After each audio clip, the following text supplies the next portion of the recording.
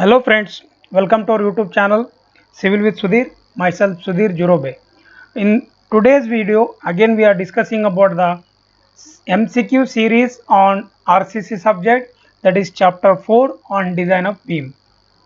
If you are first visitor to our YouTube channel, please click on the subscribe button and click on the bell icon also to get latest notification about the civil engineering or KPSC related or any job news related to civil engineering or any engineering branch. Okay, so if you are a first visitor, please like, comment and share this video to your friends and family. And we are available on our social media platforms also, that is on the Telegram channel also we are very active. So if you want any type of doubt you can ask there. So I am active on the Telegram channel, that is a Civil with Sudhir is our Telegram channel. And we have our own KPSC Civil AEJ Study Point Facebook page. This is our Facebook page, you can join there also. And this is our YouTube channel Civil with Sudhir. Please make sure that you will click on the subscribe button and click on the bell icon to get the latest notification, right? So in previous class we have completed already 25 questions about the design of beams, and from here also we will discuss the next questions. Question number 26. Simply supported beam carrying uniformly distributed load will be safe in deflection if the ratio of its span and depth is what? Ratio of its span and depth is, how can we say, right? How can we say that it is safe? That is for example, right, for simply supported beam, for simply supported for simply supported beam, right, carrying uniformly distributed load, carrying UDL, uniformly distributed load, will be safe in deflection, will be safe in deflection if what is the condition they are giving? If span by effective depth, span by effective depth is less than 20. Same for cantilever beam, for cantilever, right, cantilever, for cantilever beam what is the formula? That is span by effective depth. How much it is? It is should be less than 7. For continuous beam, it is how much? It is less than 26. Span by depth ratio should be less than 26. So now the answer for this question is, that is the what? C is the answer for this question. C is the answer for this question, less than 19. Next question. Question number 27. The span to depth ratio limit is specified in IS 456-2000 for reinforced concrete beams in order to ensure what? Right. So that is a span to depth ratio is limit in specified in where? IS 456. They are specified in IS 456-2000. What they specified? That is in reinforced concrete beams, in order to ensure the deflection of the beam, it is a what? The below limiting values. Right, that is the deflection of beam is below the limiting value. Deflection of the beam is below the limiting value. Okay, next question. Question number 28. From limiting deflection point of view, use of high strength steel in RCC beam results in what? Right. So the basic value you know, just we have already discussed. For cantilever it is 7, span to depth ratio. For simply supported it is 20. For continuous, right, it is 26. Okay, let me write here. You can let me write here. I will write here. For cantilever, right, what is the span to depth ratio? That is 7. For simply supported, right, that is 20. For continuous beam it is 26. Okay, so depending upon the area and the stress of steel, for reinforcement, tensile tension reinforcement, so above value we can multiply by what? Modification factor. Okay, how we can write this one? So depending upon the area, depending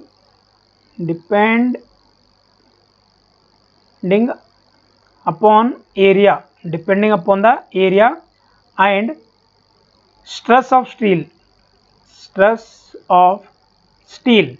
depending upon the area and stress of steel for tension reinforcement,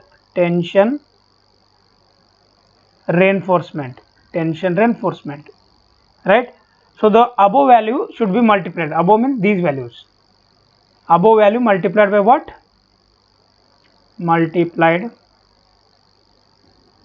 Above value multiplied by the modification factor. So what is modification factor now? Let me discuss this one now. So you can see the sketch here, right? So this is the modification factor in the y-axis. In x-axis it is what? Percentage of tension reinforcement. Okay, and there is a formula, Fs is equal to point F at Fy into area of cross section of steel required and area of cross section steel provided, right? So by seeing this graph, what we can say that modification factor decrease, right? You can see modification factor from this point. Just for example purpose, you can see this one. As the modification factor decreases for high strength steel for same area of steel, right, the span by depth ratio also decreases. So this one also they are decreasing, span to depth ratio also decreasing, right? So depth of section is increased, depth of section should be increased, depth of section increase, right? Why the depth of section is increased? Because the modification factor are decreased and the span to depth ratio increases, right? That also decreases, so depth of section is increased. So for span more than 10 meter, right, span over or above 10 meter, span above 10 meter, right? So the multiplied value is, that is the 10 by what? Span. For cantilever, in which case the what? Deflection calculation should be made. That you have to remember for this one. Okay, that you have to remember for this one. So the answer for this question is what? So what is the answer for this question is increases in the depth. Okay, next question.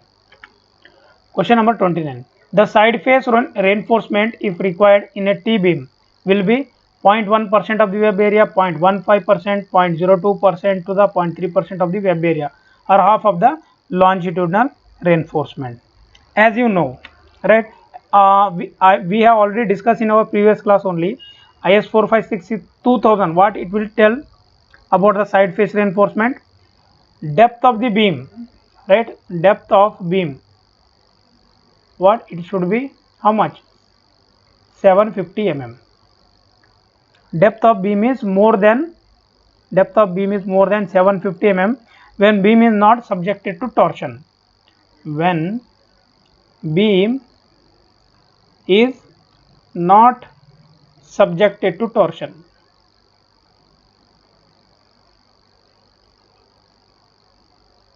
Right. So the second one is what? Depth of the beam,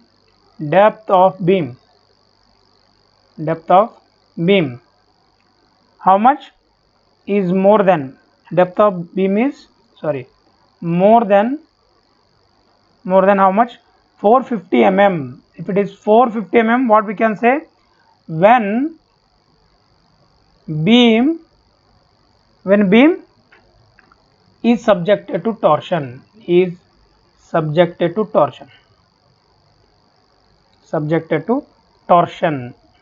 So this one we have to remember these two values. Okay, so the side reinforcement provided is 0.1% of what? Of web area, 0.1% of web area. This one very important and equally distributed in both the faces. So maximum spacing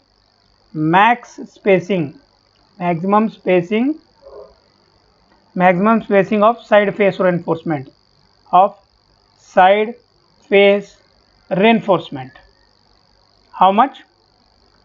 So 300 mm equal to 300 mm or what? Width of the beam. Width of beam. Width of beam. Width of beam, whichever is less. Okay. Whichever is less. I think you are got everything clear about the what? Side face reinforcement. This is about side face reinforcement. I think you are familiar with this one. Okay, when we draw like this and when we provide the reinforcement like this, here one and here one, if we provide here, so this is side face reinforcement. Side face reinforcement. Clear? Everything clear about side face reinforcement. Okay, now question is what? 29 question is 0.1% of the web area. Next question. A reinforced cantilever beam of span 4 meter has a cross section of 150 into 500 mm. If checked for lateral stability and deflection, the beam will be. Let me solve this problem with simple steps. Can anyone tell me how can you solve? If you have any type of idea how we can solve this type of problems, that is, first of all they are asking for, okay, 1 minute, yes, first of all we have to check for the deflection check. Deflection check for what? That is for a cantilever beam. Deflection check for cantilever. Deflection check for cantilever beam. So that we can write as and what? So the vertical deflection limits may, you know that one, the value span to depth ratio. So what is the span to depth ratio? Span by depth ratio. How much this one? Right? So that is the 7 value.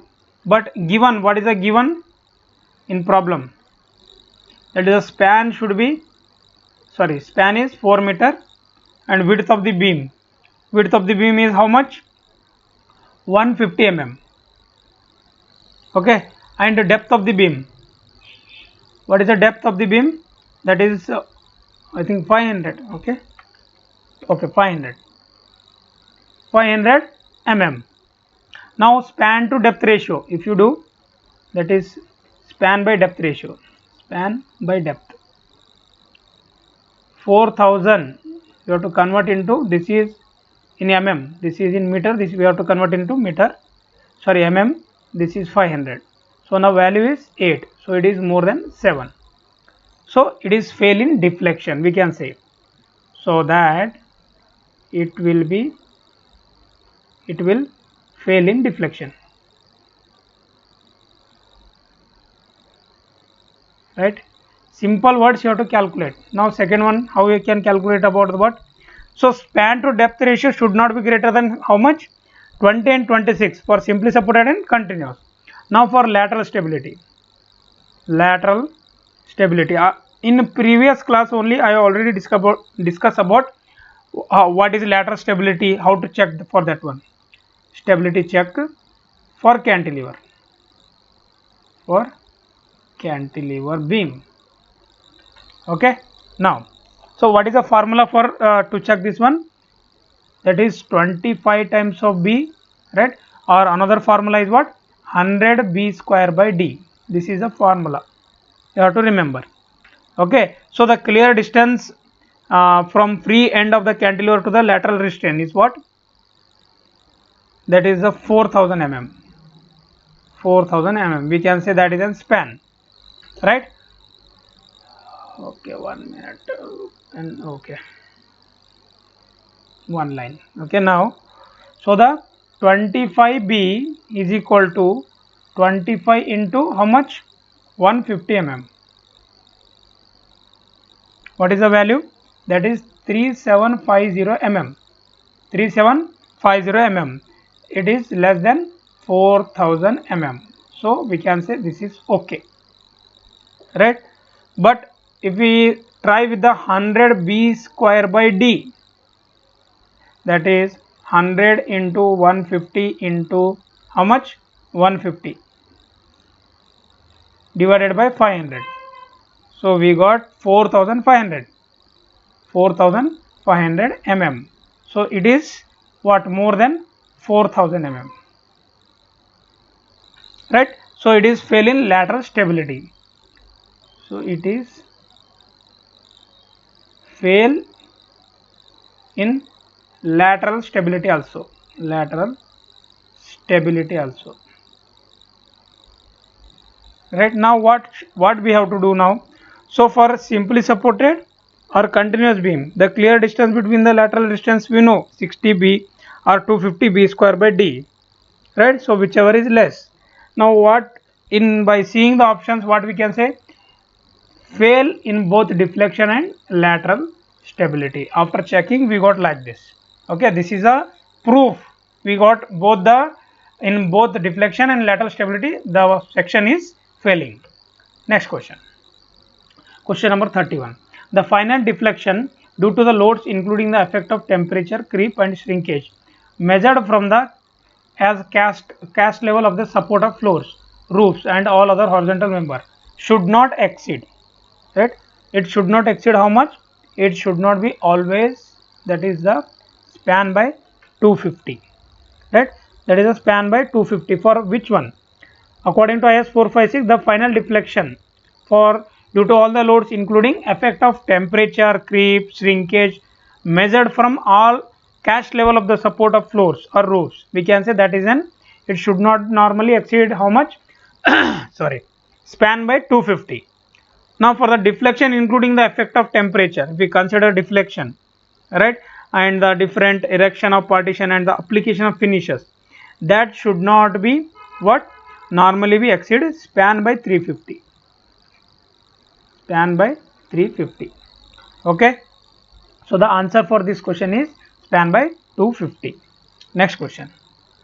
Right. So this is the answer for that one. Right.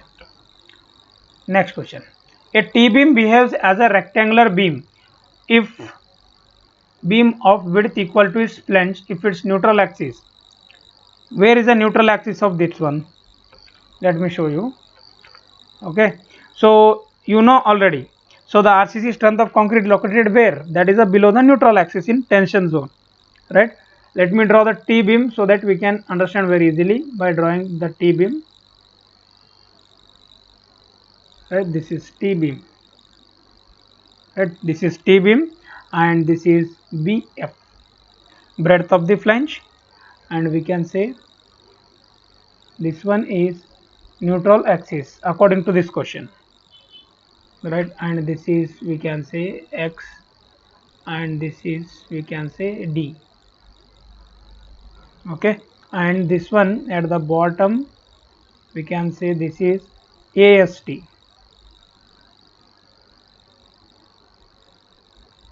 Okay, from here to here it is what?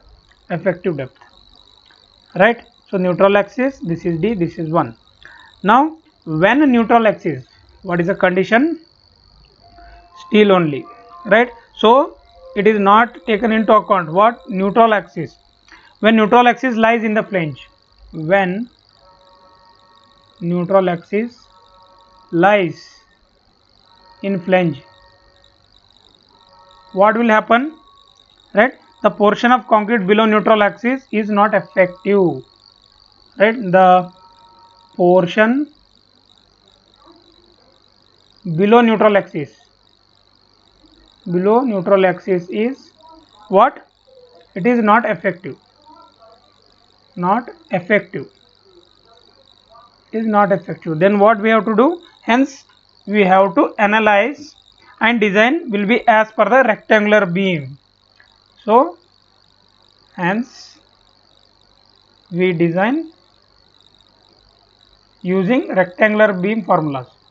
Using rectangular beam design. Okay, we have to design like a rectangular beam. So that is the beam width is BF and the depth is D, right? So the answer for this question is, it is always remains within the flange. Means it is always within like this, here only, right? Next question. Question number 33. The assumption made in theory of reinforced cement concrete beam is that. So what is the assumption? So these are the assumption. Plane section before bending remains plane even after bending. right? The maximum strain in concrete at the outermost compression fiber is 0.0035 in bending. The tensile strength of concrete is ignored, right? We only take compression value, not tensile strength. So all the tensile stress are taken up by steel only. The material stresses within elastic limit, there should be sufficient bond between steel and the concrete. So the answer for this question is all of the options are correct. Next question. Question number 34. Torsion resisting capacity of a given reinforced concrete section. Right? Torsion resisting capacity of a given reinforced concrete section is what? That is what? How can we say? That is the torsion capacity of given reinforced section increase with the increase in the number of what? Stirrups and the longitudinal reinforcement. Right? So torsion resistance we can increase by what? The stirrups, number of stirrups and the longitudinal steels we have to provide. Next question. Question number 35. As the span of bridge increases, the impact factor, span of bridge increases, so that is the impact factor. What will happen? Right? Let me tell you. Right?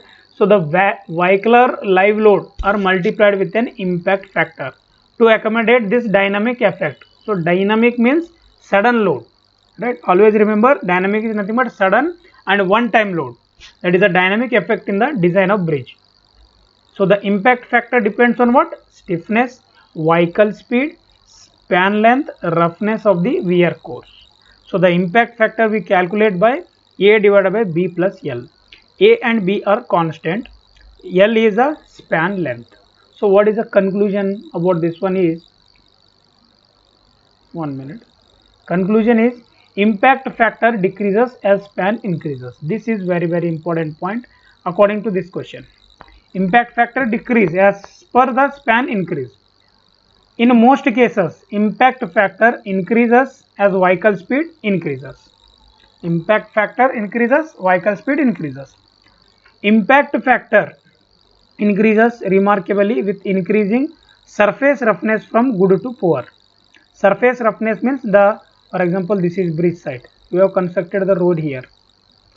Right? So what is the surface? How the surface? Either it may be smooth, semi rough or rough, whatever it may be. So that surface roughness from good to poor. Impact factor decreases as vehicle travel in more than one lane. Right? If you are having 2 lane, 3 lane, then the impact factor will be decreases. If you are having only 1 lane means impact factor will be more. Okay? Right? So the answer for this question is the decreases. As the span of bridge increases, the impact factor will be decreases. Question number 36.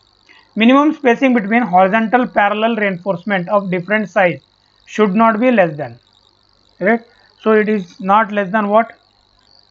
So as per IS 456, horizontal distance between two parallel reinforcement are bars usually not be less than the greatest of the following. Greatest they are telling. Greatest. First one, diameter of the bar if the diameter are equal. Right? You have to take only diameter of the bar. Diameter of the larger bar if the diameter are unequal. If the diameter are unequal. 5 mm or more than the nominal maximum size of the coarse aggregate. So these 3 points you have to remember to decide the answer for this type of question. Okay, so the answer for this question is that is a 1 diameter of the thickness bar. Next question. Question number 37. The minimum thickness of the cover at the end of the reinforcing bar should not be less than what? Right? They should not be less than what? Can anyone tell me? The minimum thickness of the cover at the end of reinforcing bar should not be less than twice the diameter of the bar subjected to minimum of what? Right? Okay, let me draw the sketch so that you can understand what they are actually asking. For example, this is beam. Okay, this is beam. Right? So they are asking what? So this is the bar.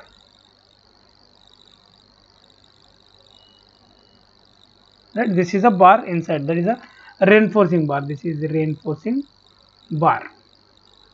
Reinforcement bar. So this is the end cover. right? This is end cover. End cover, it should not be less than 25 mm. Sorry, or how much? 2 times the diameter of the bar.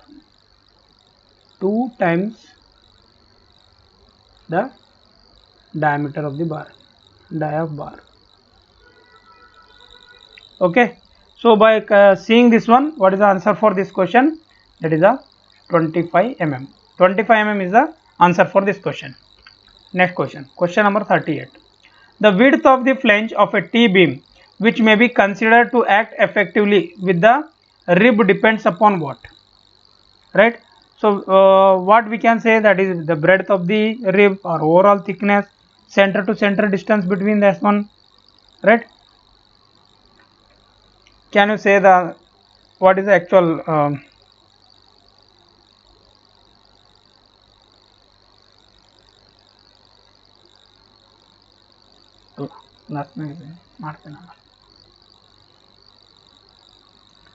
can you say what is the answer for this question? Okay, let me see. See, for T-beam, how can we write the formula? Just remember this one. For T-beams, effective depth, effective width of the flange. Effective width of the flange is what? Breadth BF, right? It is given by what? Formula is BF is equal to L0 by 6, right, plus BW plus 6 times of DF. So this is the formula, where BF is effective width, L0 is distance between the points of zero movements, BW is breadth of the rib, thickness of the flange, DF. Okay, so the formula for what is the answer for now this question is breadth of the rib, overall thickness of the rib, center to center distance between the T beams. That is a all options are correct, right? All options are correct for this question. Question number 39. A part of the slab may be considered as a flange of the T beam if, right, the part we can say that is an flange of the beam. In which condition we can say? Assume that it is an compression slab which is assumed to be act as a compression. Flange of T beam or L beam shall satisfy the following, right? Slab shall be cast integrally with the web or beam. Slab and beam, for example, this is slab, right? Slab shall be cast integrally with the web of the beam, means that this is the actual condition. Slab, right, this one and this one both should be done the concreting at the same time. Beam and slab are effectively bonded together. The bond between these two, beam and slab, should be very good. Main reinforcement of flange slab is parallel to beam, and such reinforcement shall not be less than 60% of the main reinforcement at midspan of the slab. Okay, so the all options are correct for this question. That is, the flange is adequate reinforcement, it is built integrally, it is effectively bonded together with the beam.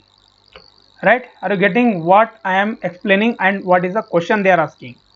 Okay, by question you have to remember as well as the answer also. Next question. So the effective depth of the T-beam is the distance between the top compression edge to the center of the tensile reinforcement for heavy loads. It is taken as, right? So how it is taken? It is always taken as 1 by 12th of the span. 1 by 12th of the span they will take. Next question.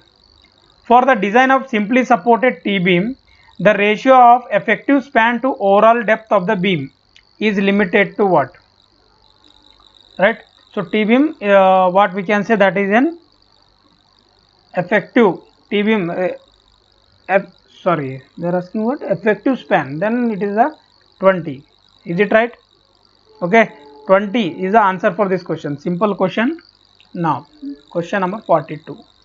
The width of the rib of a T-beam is generally kept between, right? The width of the rib of a T-beam is generally kept between where? That is from the half to 3/4 of the rib width, sorry, rib depth. Half to 3/4 of the rib depth, that we have to remember this one. Next question, question number 43. The neutral axis of T-beam exits. Yes, this is a very important question, right? For this, let me draw all the diagrams so that you can understand very easily. I will draw very fast with clear, right? This is one T-beam, right? You can see this is a T-beam, right? If neutral axis is lies within the flange, this is neutral axis, right? This is a reinforcement we are providing here, AST, right? So this one we can say only we are considering this one. So within the flange,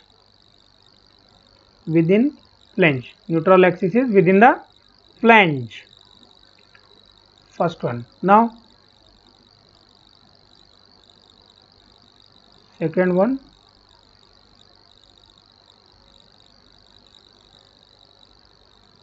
this is also AST,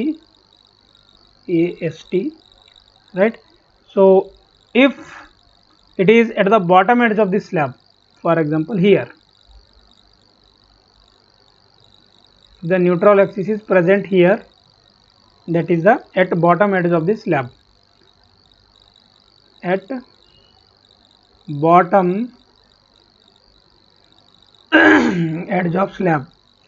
Sorry friends, 1 minute.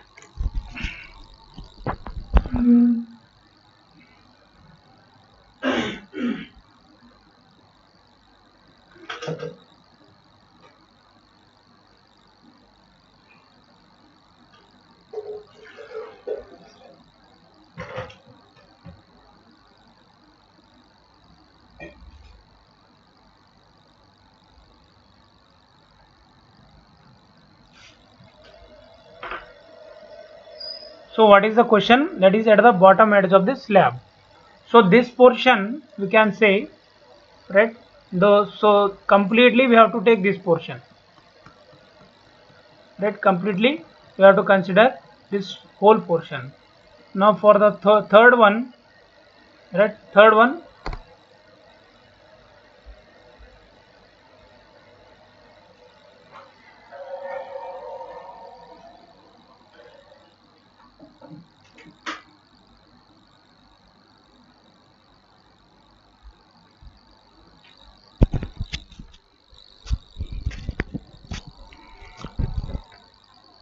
sorry my dear students, because I am feeling some itch in my throat.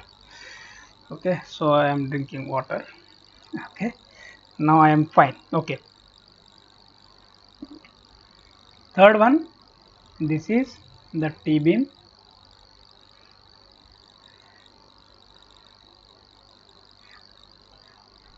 right? Another T-beam. If neutral axis is present here, only three condition exists, always remember, at this portion, at the bottom of the slab, at bottom, sorry, at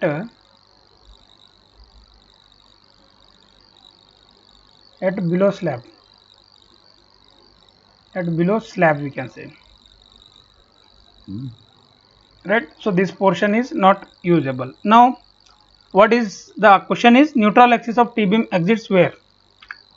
It is axis within the flange, at the bottom edge of the slab, below the slab. So all options are correct. So all options are correct. So this is the three options. Question number 44. If permissible compressive stress in concrete is 50 kg per centimeter square, tensile stress in steel is 1400 kg per centimeter square, modular ratio is 18, depth of the beam is what? So we have to calculate the depth of the beam. First of all, this is a working stress question, working stress method. This is a working stress method, right? Now we have identified this one, permissible, right? What they given is permissible compressive stress in concrete, permissible stress in concrete, that is FCBC, is equal to how much? 50 kg per centimeter square. Okay, 50 kg per centimeter square. Now permissible tensile stress, second one, permissible tensile stress. So what is that one? FST is equal to 1400 kg per centimeter square. Right, modular ratio M is 18, small m, sorry. So now calculate the depth. For to calculate the depth, first we have to calculate the depth. Calculate the depth of the beam. Depth of beam. That is a D. Okay, let me draw the diagram of, that is a stress diagram. Okay, I will draw at the side. You can remember. Okay, like this. Right. So here this is FCBC, and this one is, we call it as X value. Right. This is a B. Let me tell you. Right. Okay. This is what? D, effective depth. This is FST by M. Okay, FST by M. Okay, for now, from similar triangle, how we can calculate? From similar triangle, that is what? Let me give the name. Okay, so this is A, this is B, okay, and this is C, this is D, we can say this is O point. Triangle AOB is equal to AOB and A triangle COD, ABO or AOB, right? So that by using that one, X by D minus X is equal to FCBC divided by FST by M.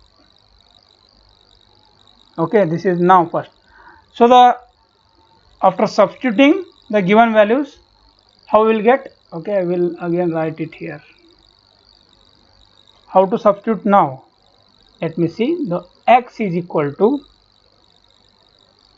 D whole divided by 1 plus 1400 divided by, okay, 50 into 18,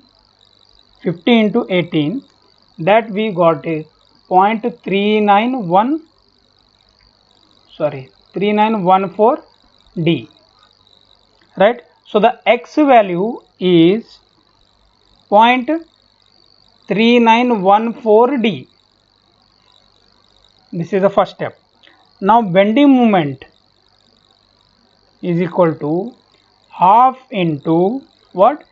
Tau CBC or FCBC at X into B into D minus X by 3. Okay. Now half into value, this one already given, 50 into 0.3914 what? D into B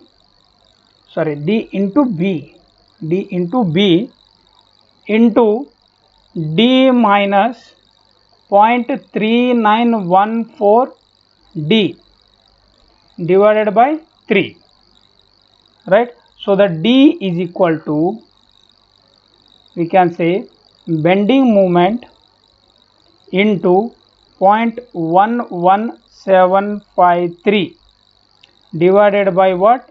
B. So how can we write? That is a depth 0.11753 into bending moment divided by breadth of the beam. So this is the answer for the given question. Now what they have given, you can see. Now where is the answer? Right, you have to identify 0.11765 bending moment into breadth of the beam. So this is the correct answer for this question.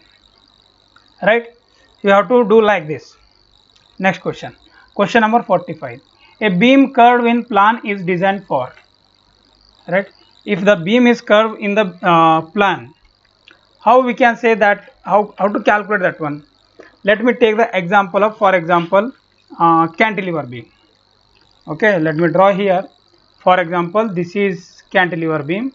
They are telling that this is the imaginary line and this is the bend, because they have told that the beam is curve in nature.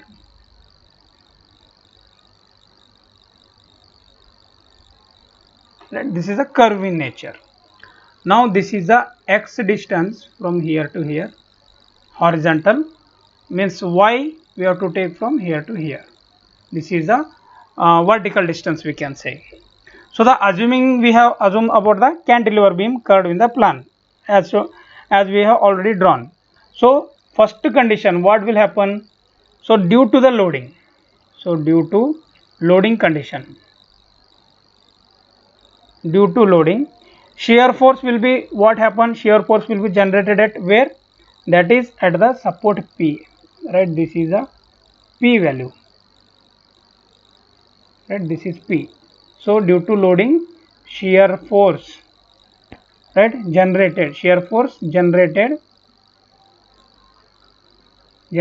at point P, right, at support, sorry, or at support, or we can say at the point or support at P.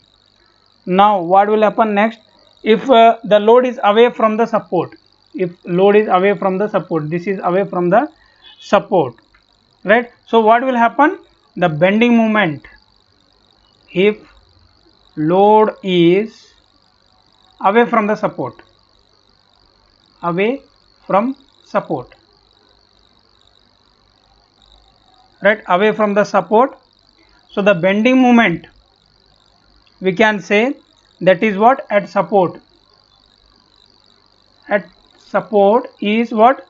P into x. P, this P value into this distance they are taking. Okay, so the third point, if it is given, right, we can say that is a curve in the plan, right? So the what is the meaning?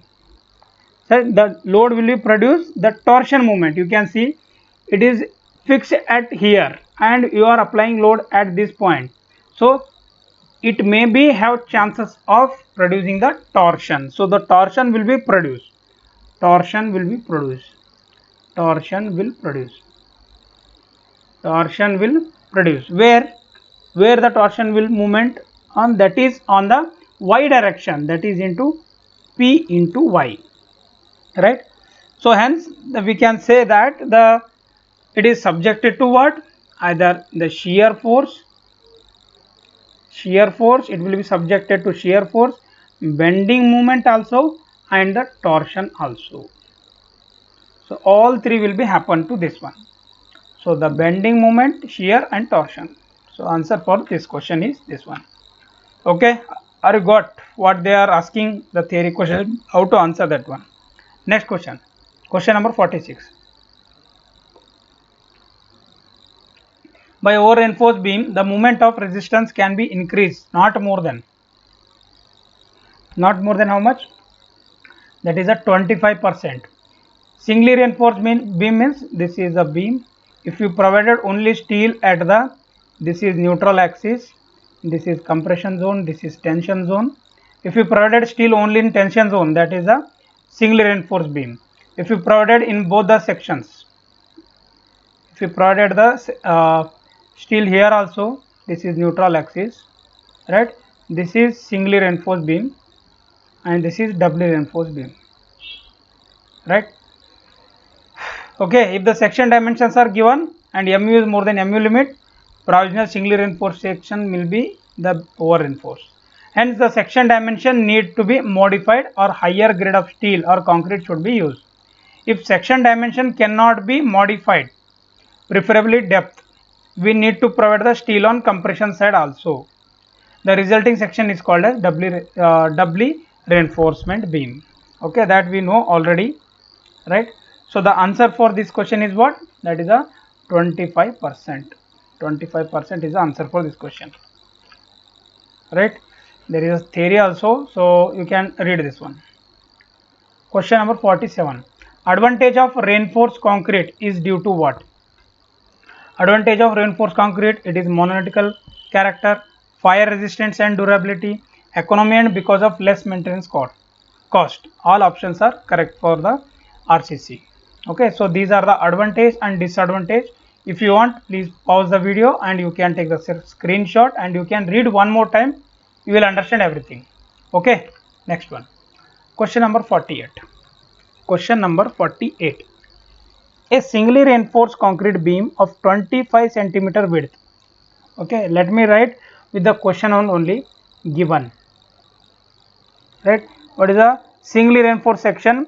Section dimension B is equal to how much? 25 centimeter. Right, and width, okay, 70 centimeter effective depth. Effective depth is 70 centimeter.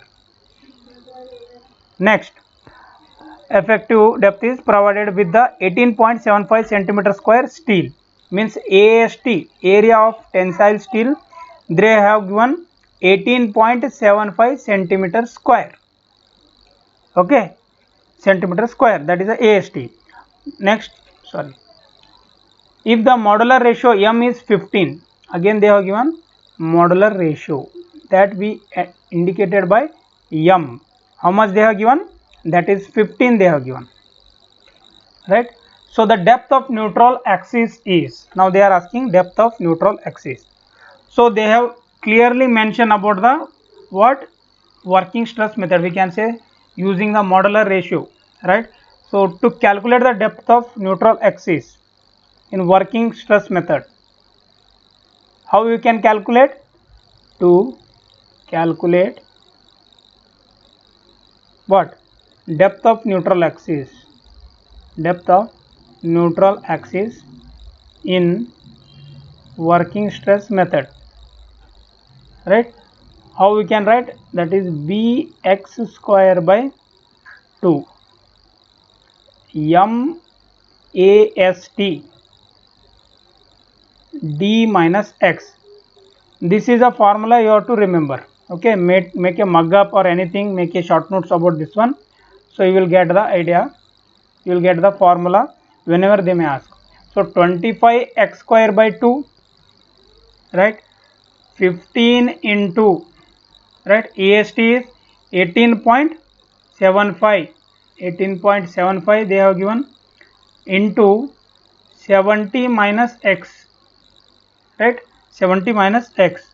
So when we solve, x square plus 22.5x, right, minus of what? 1575 equal to 0. So what is the x value now? X is equal to 30 centimeter, right? So we got two values. When we equate this in equation, when we put this one in calculator also, we got another value, that is minus 52.5 centimeter, right? Hence depth of neutral axis is what? Okay, we will neglect this one. Depth of neutral axis is, neutral axis depth is equal to 30 centimeter, or right, how much? 30 centimeter. Okay, simple steps you have to remember this. If you remember this formula, you can do easily. Question number 49.